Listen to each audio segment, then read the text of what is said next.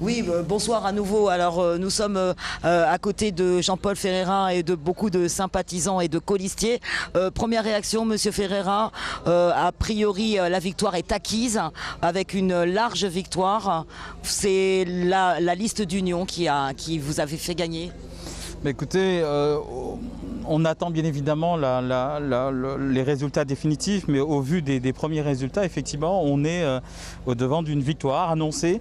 Et donc cette victoire, on la doit notamment à la mobilisation des Guyanaises et des Guyanais de manière un peu plus importante pour ce second tour. Mais on la doit également à cette fusion que l'on a proposée à la population guyanaise. Et la population guyanaise en a été convaincue et nous donne aujourd'hui la possibilité de pouvoir travailler avec elle et pour elle, pour que l'on puisse être en mesure de pouvoir répondre à ces difficultés. Alors, on a vu, hein, vous avez gagné de nombreuses grandes villes, hein, Maripasoula, Sinamari, Monsineri, Tonnet-Grande, Cayenne, Kourou, Saint-Laurent. On attend encore le résultat.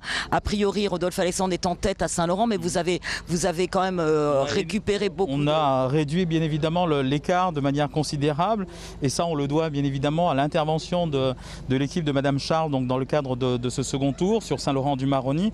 Mais globalement, quand on voit les résultats, on voit à quel point effectivement l'écart s'est agrandi donc en notre faveur, et cette union que l'on a proposée, cette nouvelle offre politique que l'on a proposée à la population guyanaise nous oblige aujourd'hui à pouvoir travailler, en tout cas en toute responsabilité, parce que c'est une lourde responsabilité que nous donne aujourd'hui la population guyanaise, et on se doit de pouvoir respecter cela.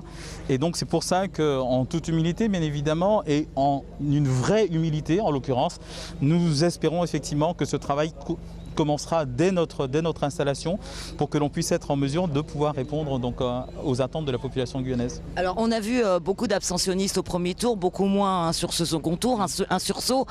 Beaucoup de jeunes, hein, sont autour de vous, beaucoup de jeunes sont ce soir sur ce QG. Est-ce que c'est eux qui ont fait la différence? C'est essentiellement eux. Je veux dire, pendant les trois premières semaines de campagne plus la dernière semaine, on a vu à quel point cette jeunesse s'est mobilisée autour de nous, et je leur adresse un remerciement particulier, notamment sur Saint-Laurent-du-Maroni, mais c'est le cas un peu partout en Guyane. Et cette jeunesse, elle a compris qu'elle avait son mot à dire dans l'exercice démocratique, et qu'elle a surtout son mot à dire pour son propre avenir sur ce territoire. Merci beaucoup pour cette première réaction. Voilà, nous étions en direct à nouveau depuis le QG de Ferreira à Saint-Laurent.